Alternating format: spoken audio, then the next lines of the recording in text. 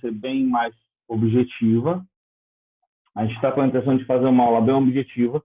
Se qualquer coisa que eu falar tiver alguma dúvida, alguma coisa que vocês queiram participar, é só pedir, passa pelo chat. Se quiser falar, eu libero o áudio de vocês. Se não, é só escrever pelo chat mesmo, que eu estou aqui, eu estou lendo qualquer mensagem que tenha. Para facilitar, como eu sei que vários irmãos não pegaram a revista, eu compartilhando aqui na minha tela a nossa lição, a lição desse trimestre, que inclusive é muito interessante. O objetivo desse trimestre é a gente estudar a carta aos Efésios. Esse que é o grande tema. E aí a gente vai seguindo a leitura da revista a partir da minha tela, e qualquer dúvida estamos à disposição. Ok? Então, hoje nós estamos iniciando um novo trimestre, lição de número 1, carta aos Efésios, saudação aos destinatários, é o tema da revista. Texto áureo se encontra em Efésios, capítulo 1 e verso 2. A vós, graça e paz da parte do nosso Pai e Senhor Jesus Cristo. Verdade prática nos diz que a epístola aos Efésios revela o propósito eterno de Deus para a Igreja de Cristo. E a leitura bíblica em classe está em Efésios, capítulo 1, verso 1 e 2, que diz: Paulo, apóstolo de Jesus Cristo, pela vontade de Deus, aos santos que estão em Éfeso e fiéis em Cristo Jesus. A vós, graça e paz da parte do nosso Deus, nosso Pai, e da do Senhor Jesus Cristo. Em Atos 19. Atos 19 é uma parte da Escritura que está tratando sobre Paulo em Éfeso. Por isso que ele está aqui na nossa leitura bíblica em classe. E sucedeu que, enquanto Apolo estava em Corinto, Paulo, tendo passado por todas as regiões superiores, chegou a Éfeso e, achando ali alguns discípulos, disse-lhes: recebeste vós já o Espírito Santo quanto creste? E eles disseram: nem ainda ouvimos que haja Espírito Santo. Perguntou-lhes então: em que sois batizados? Eles disseram: no batismo de João.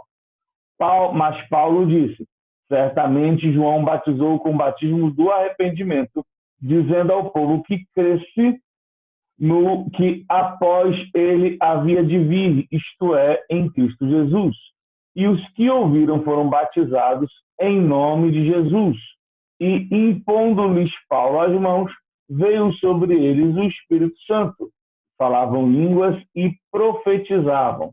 Estes eram ao todo uns 12 varões. Maravilha. Qual é o objetivo dessa lição? É a gente entender, inclusive, qual é o propósito geral da epístola aos Efésios. E a gente vai seguir bem direitinho a lição. Interessante de apontar o seguinte: primeiro, essa lição é uma lição introdutória, é a primeira da revista. O objetivo aqui, então, é ter uma visão geral daquilo que a gente vai trabalhar ao longo desses dias. Essa que é a ideia. Então, a epístola aos Efésios, que vai ser estudada ao longo do trimestre, ela é denominada a coroa dos escritos de Paulo e ainda a rainha das epístolas. Nela, o propósito eterno de Deus para a igreja está revelado em Cristo Jesus. Aqui já começa, na introdução, a apontar qual seria, portanto, essa propósito da revista, né? Propósito eterno de Deus para a igreja está sendo revelado em Cristo Jesus.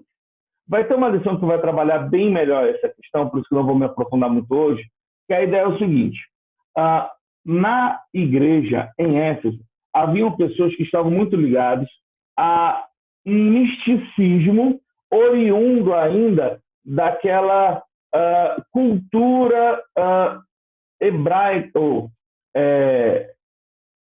helênica que eles estavam envolvidos. E isso estava, de alguma forma, influenciando a igreja. Mas a gente vai ver isso em outra lição com mais calma.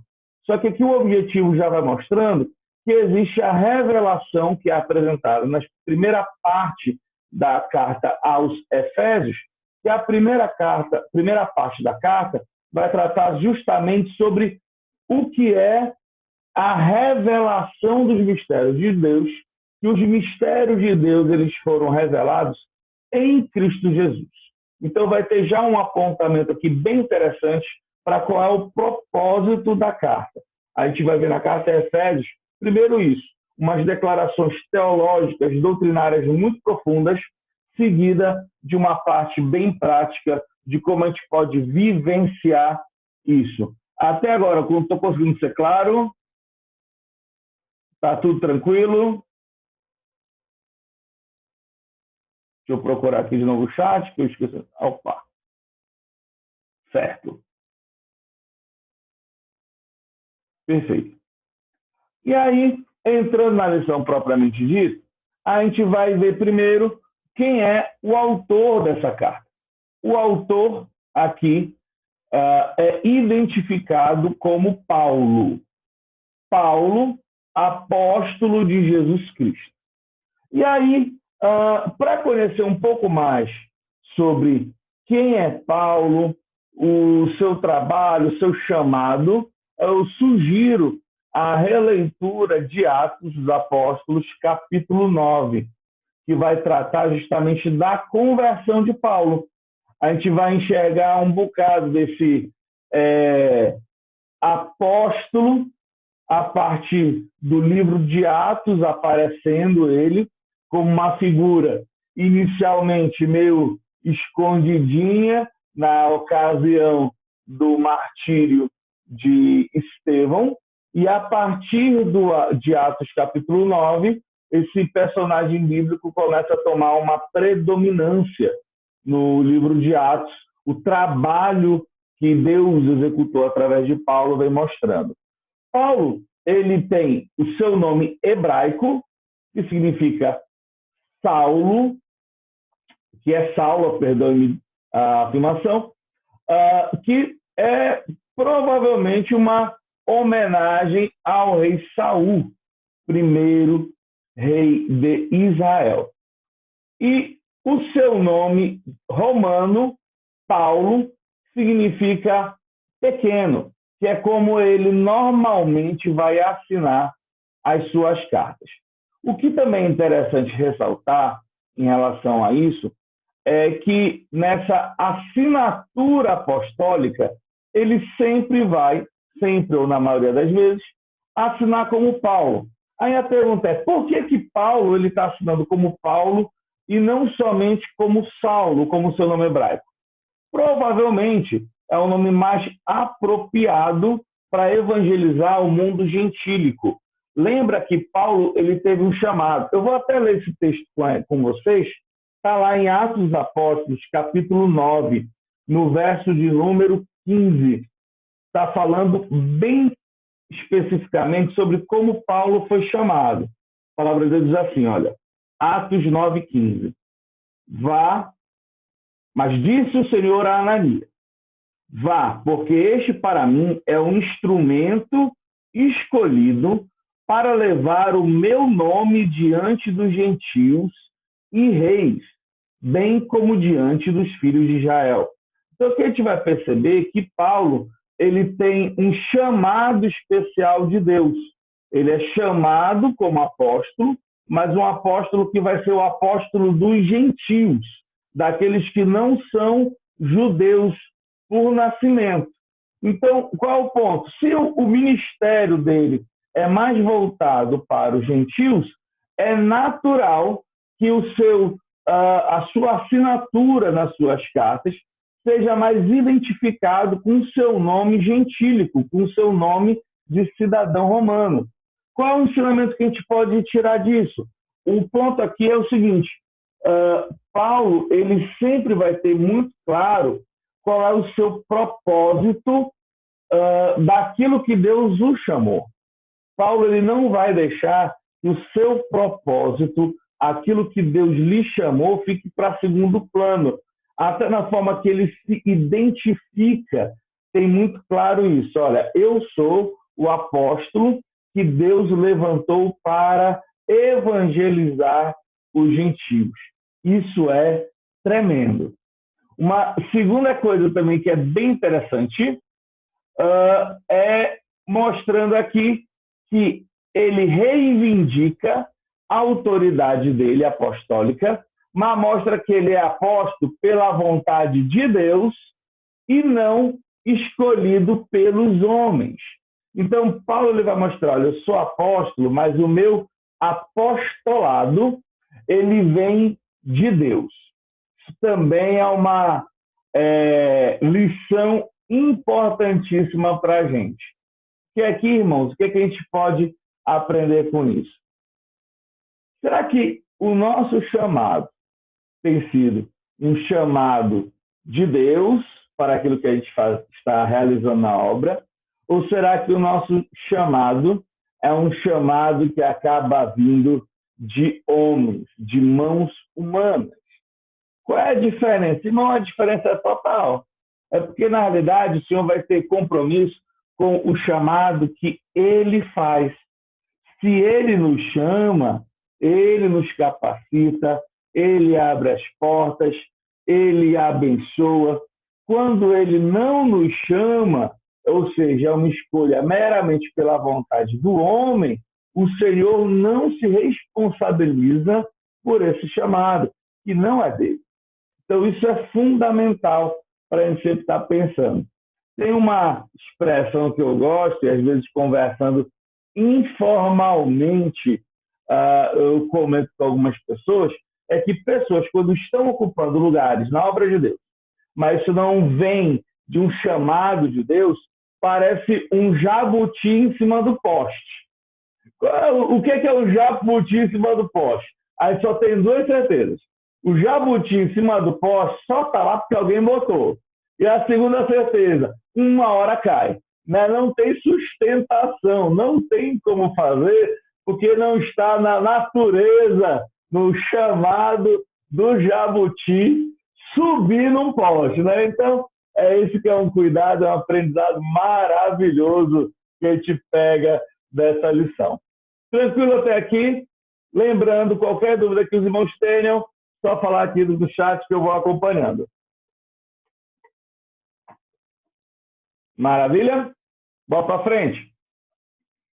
Essa carta é uma carta fantástica, principalmente no período que a gente está vivendo, porque é uma epístola da prisão. Fazem parte das cartas classificadas como cartas da prisão, aqui, carta de Efésios, que nós vamos ler agora, aos Filipenses, ao Colossenses e a Filemon. Por que elas são consideradas cartas da prisão? É literal, porque Paulo estava preso na ocasião. Paulo, relembrando a história, ele teve duas ocasiões que ele esteve preso, uma numa prisão domiciliar, a segunda prisão de Paulo já foi num cárcere bem mais duro, ambos em Roma. Ele vai se identificar, portanto, como prisioneiro de Jesus Cristo, como preso do Senhor, embaixador em cadeias. Por que para a gente é maravilhoso a gente, nesse momento, estar revisitando as cartas da prisão? Não, porque a gente fica olhando, a gente está no período de quarentena. Aí começa a ter aquelas histórias que a gente vê acontecendo de, meu irmão, eu estou muito preso, tá, aqueles mimimi dos crentes que de vez em quando rola nessas horas. As cartas da prisão são maravilhosas, porque Paulo está literalmente preso, ele não está numa quarentena, num isolamento social, né? Ele está literalmente preso, e ele preso, ele está exercendo um ministério extraordinário e com palavras de encorajamento perfeitas. Então, assim, é lindo de ver isso. Uma das, por exemplo, Filipenses, um texto extremamente conhecido de Filipenses, que é Filipenses, capítulo 4 e verso 13, se eu não me engano, que é o texto de tudo posso naquele que me fortalece, é um texto que Paulo está falando sobre contentamento, sobre Deus ter ensinado a estar contente em todo momento, e ele está falando isso enquanto está preso. Então, assim, é maravilhoso em relação a isso. E a data, portanto, vai se encaixar mais ou menos entre 60 e 62 depois de Cristo, que é justamente o período que ele se encontrava preso.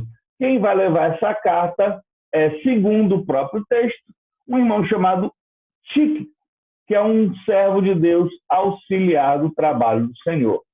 Ok? Pronto. E para quem foi uma carta? Ora, se é uma carta, ele tem um remetente, que foi Paulo, tem uma data, anos 61, 62 aproximadamente, quando Paulo estava na prisão, e ela é enviada para alguém. Paulo vai enviar essa carta para os crentes que estão em Éfeso. Então é importante a gente saber que existe uma cidade chamada Éfeso, que ela era um grande centro político, comercial e religioso, era uma metrópole da época, com cerca de 500 mil habitantes. Tinha um grande... Opa, deixa eu dar só aqui uma grande oportunidade que a gente tinha em relação a isso, que era de enxergar o evangelho sendo difundido a partir de uma grande metrópole. Por isso, inclusive, que existe um fator aqui interessante. Muitos muitos teólogos entendem que essa carta era uma carta circular, era uma carta que foi mandada para essa igreja, porém, por ser uma carta levada para um grande centro, havia no entorno vários trabalhos, várias igrejas pelo qual circularia esse trabalho. Tinha lá um anfiteatro para 25 mil espectadores, e lá também tinha o templo de Diana, da deusa Artemis, que era inclusive uma das 7 maravilhas do mundo antigo. Qual o impacto disso? Era uma localidade que tinha uma grande religiosidade mística, oriunda desse templo e da religiosidade grega da época. Sua fonte de renda era voltado para essa questão de turismo religioso, por isso que a gente vai ver, inclusive, em Atos 19, a população, os comerciantes, uma grande revolta contra a mensagem que Paulo estava pregando lá. Paulo ficou lá durante 3 anos, nessa igreja, e além de Paulo, é uma igreja que teve grandes pastores e uma grande história. Provavelmente é um trabalho que foi iniciado, inclusive, por Priscila e Áquila, ainda na sua segunda viagem missionária de Paulo. Logo após esse período, tem inclusive, aparece em Atos 18, Apolo pregando em Éfeso, e Apolo depois sendo discipulado também por Priscila e Áquila. Depois, na terceira viagem missionária, Paulo retorna à cidade de Éfeso e fica durante 3 anos. Após esse período do trabalho de Paulo em Éfeso, um outro grande pastor que foi direcionado para lá foi o pastor Timóteo. Aqui, Apolo, passando por lá. Timóteo também foi pastor lá durante aproximadamente 1 ano e meio. E é muito interessante enxergar na epístola, principalmente na primeira, algum problema que já estava havendo lá em Éfeso, e Paulo corrigindo através do envio de Timóteo. E depois, segundo a tradição, segundo Irineu, o apóstolo João também foi pastor desta igreja, pastoreou a igreja em Éfeso. Vale a pena ressaltar também que a igreja em Éfeso ela aparece na Escritura lá em Apocalipse. Aproximadamente aí uns 30 anos depois dessa carta, O Senhor Deus manda uma carta também para a igreja em Éfeso, já ademoestando contra a perda do primeiro amor. É um texto também bem conhecido da igreja. E é maravilhoso, na saudação, que é o ponto específico da lição de hoje, ele vai saudar os santos e fiéis em Cristo. Que já percebe aqui uma coisa, o seguinte: nós, crentes, podemos ter e temos uma classificação à parte de Deus como santos e fiéis. Então, de cara, já é uma coisa que, às vezes, apesar de ser um nome que às vezes assusta a gente pode sim dizer acerca da gente mesmo que a gente é santo. Lembrando, santo não é perfeito, né? A gente estamos ainda sendo aperfeiçoados por Deus, mas nós somos santos. E o que é esse ser santo? Nós fomos comprados pelo sangue de Jesus, resgatados pelo sangue de Jesus, lavados pelo sangue de Jesus e, portanto, agora separados por Jesus, para Jesus. Então, nós somos santos em Cristo Jesus. A nossa santidade nunca é uma santidade que é baseada em nós mesmos. A nossa santidade é uma santidade que vem de Cristo. E nós somos fiéis igualmente, fiéis em Cristo Jesus. É muito difícil permanecer fiel, porque nós lutamos contra a nossa natureza pecadora, nós lutamos contra o mundo, nós lutamos contra as tentações vindas do pecado. Porém, o que nos possibilita permanecermos fiéis? Nós permanecemos fiéis em Cristo, na força que vem de Jesus. E Cristo vai nos cumprimentar com graça e paz. Graça, e eu achei lindo esse comentário que eu estava estudando numa pré-aula. Depois eu passo até esse conteúdo que é bem bacana. Graça é a origem, é a causa da nossa salvação. Nós somos salvos pela graça. E a paz é a consequência, é o resultado da nossa salvação. Nós obtemos a paz com Deus e obtemos a paz de Deus através dessa obra de salvação maravilhosa. Amém? Irmãos, eu estou correndo aqui no terceiro, porque o meu tempo já está acabando. Daqui a pouco derruba a minha conexão. Então, a gente vou dar uma acelerada aqui. Pronto. Qual é o propósito dessa carta? O que motivou o apóstolo Paulo a escrever? Aparentemente, não tinha nenhum problema específico.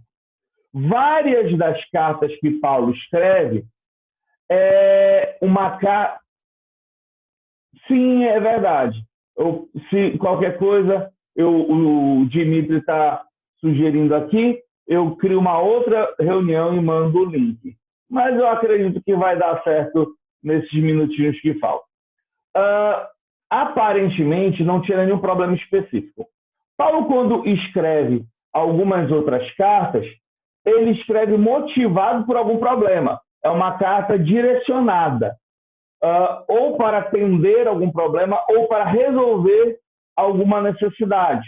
Por exemplo, a carta aos Romanos, que é uma carta fantástica, o que motivou Paulo a escrever a carta aos crentes de Roma era a necessidade que ele tinha de angariar recursos para continuar a obra missionária. Ele queria ir até a Espanha. Então, é um assunto específico que origina. Já na carta aos Efésios, não tem nenhum problema específico. No entanto, vão ter várias questões que vão ser tratadas. Por exemplo, tinham muitos novos convertidos do mundo helênico que praticavam religiões de mistérios e magia.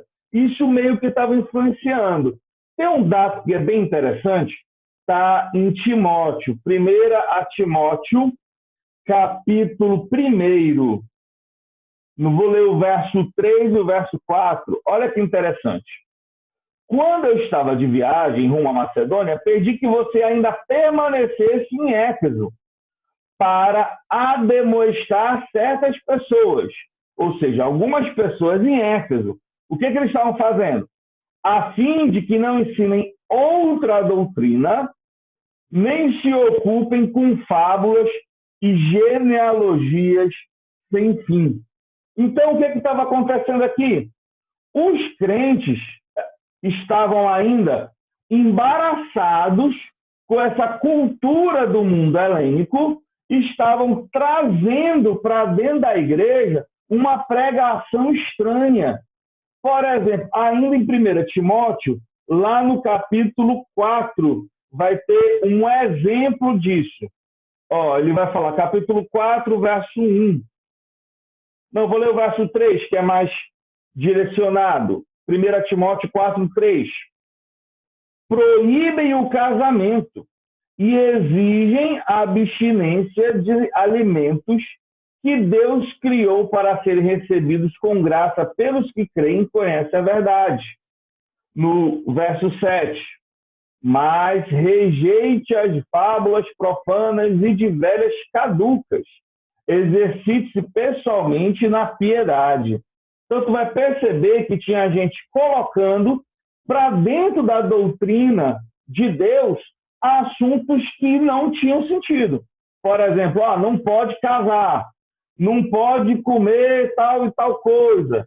Essas práticas de regras dietéticas que não fazem parte do Evangelho. Então, por conta disso, era necessário que Paulo, desde aqui, já mostrava que Cristo está no controle do universo inteiro.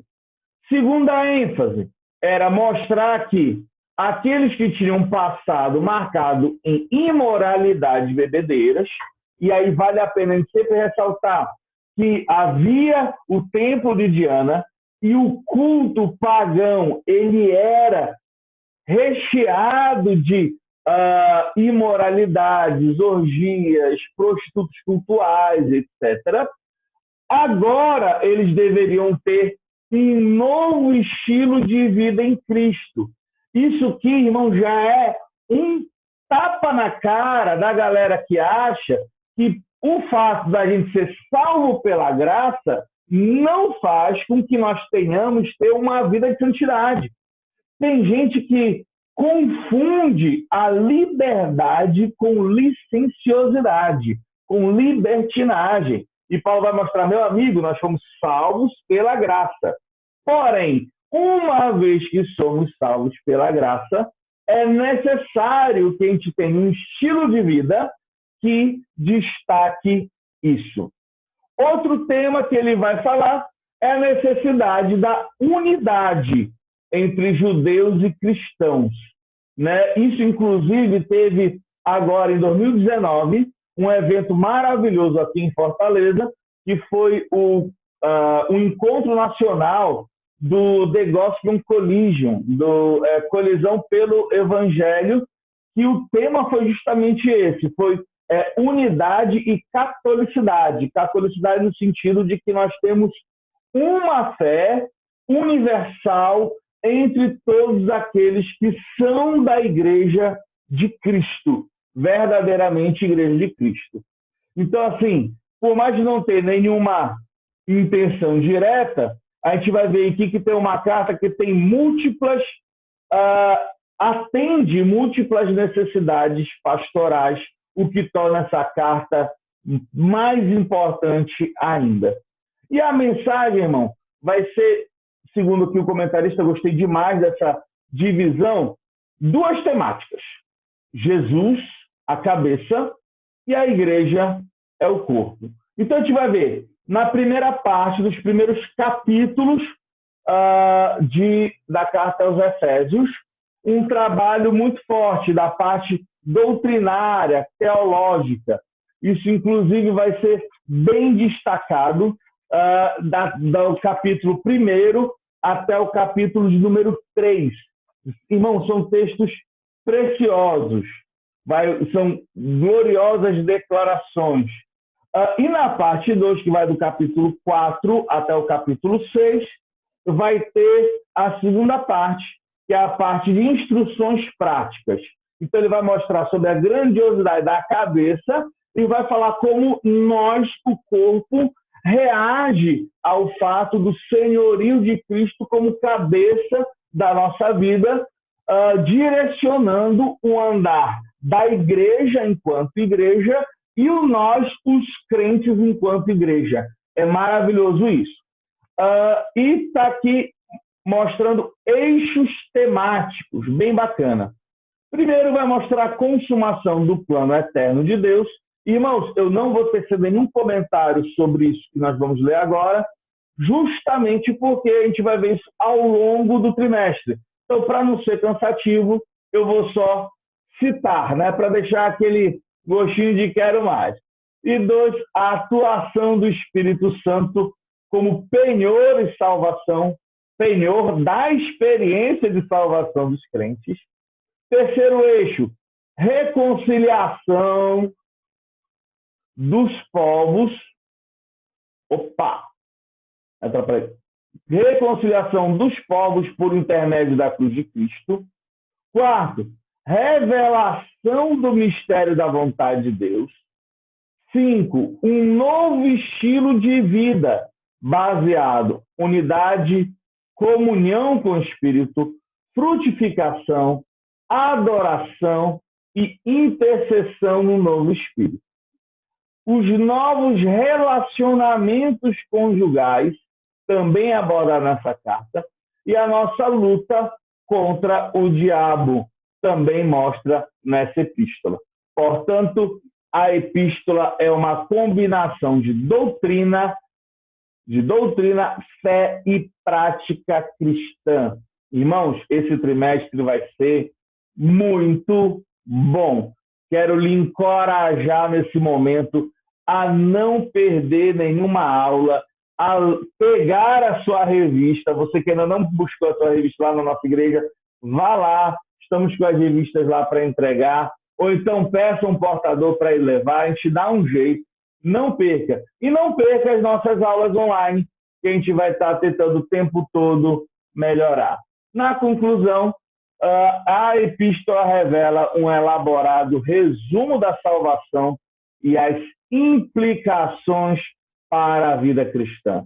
Pronto. O que é que a gente vai estudar nesse trimestre? Vamos ver, entender e nos deleitar com a doutrina de Cristo, a doutrina da salvação, o que Cristo fez em nós, como é o senhorio de Cristo, como o Senhor é o cabeça da igreja, e vamos aprender e trazer para a nossa vida prática como nós devemos viver isso.